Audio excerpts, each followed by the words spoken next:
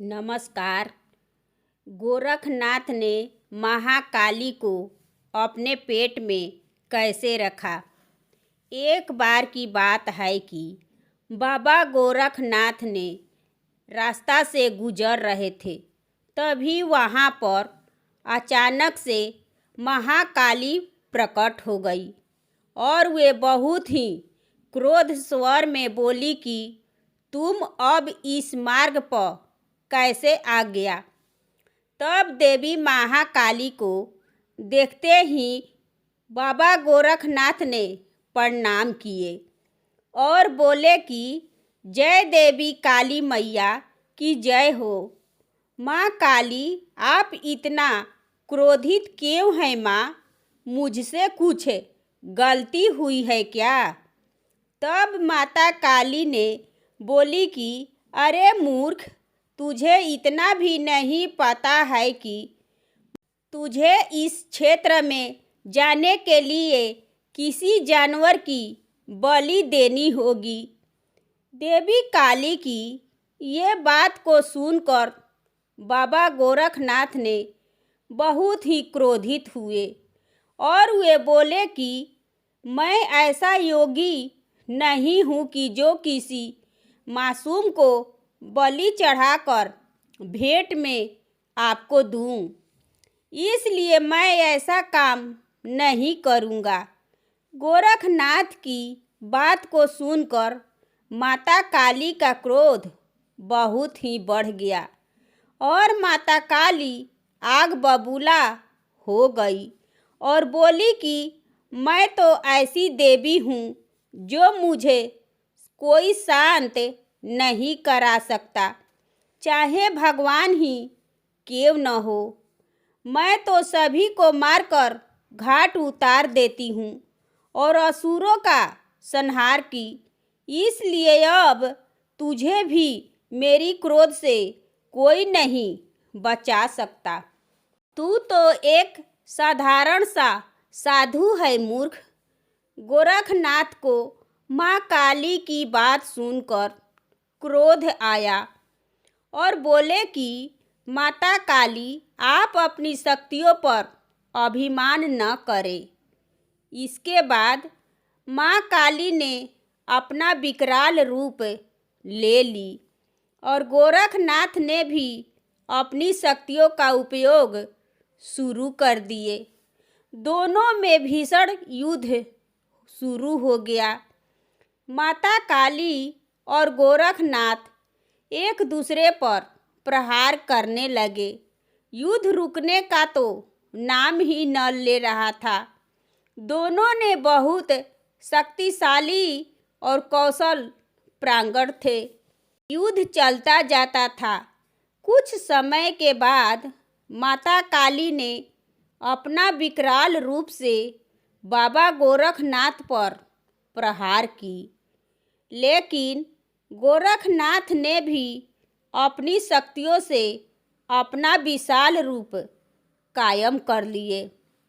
इसके बाद माता काली समझ गई कि बाबा गोरखनाथ एक साधु है, लेकिन वे साधु संत नहीं है।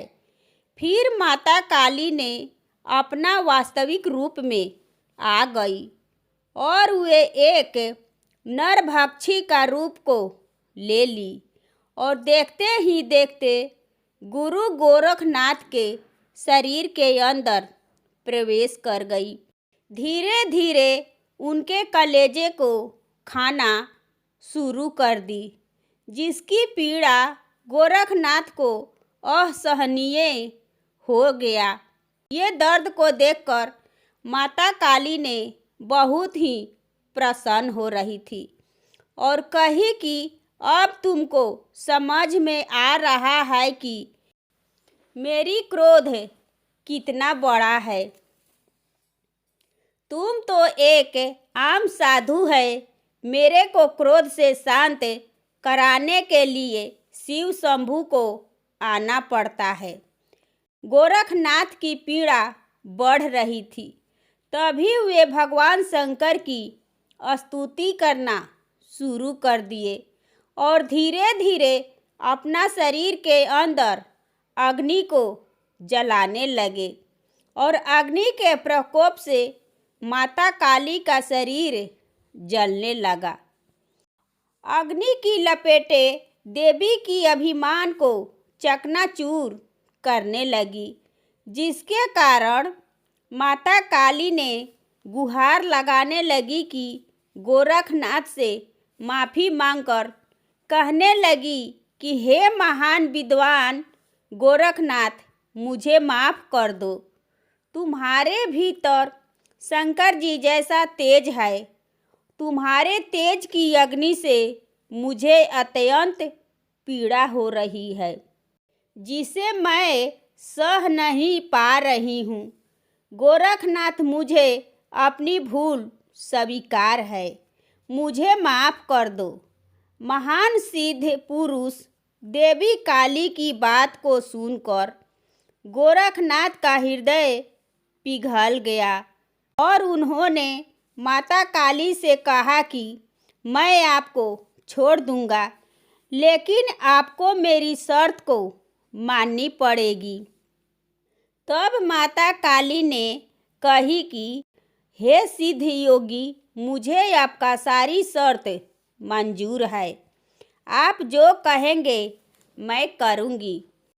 बस आप मुझे इस अग्नि से बाहर निकाल दीजिए।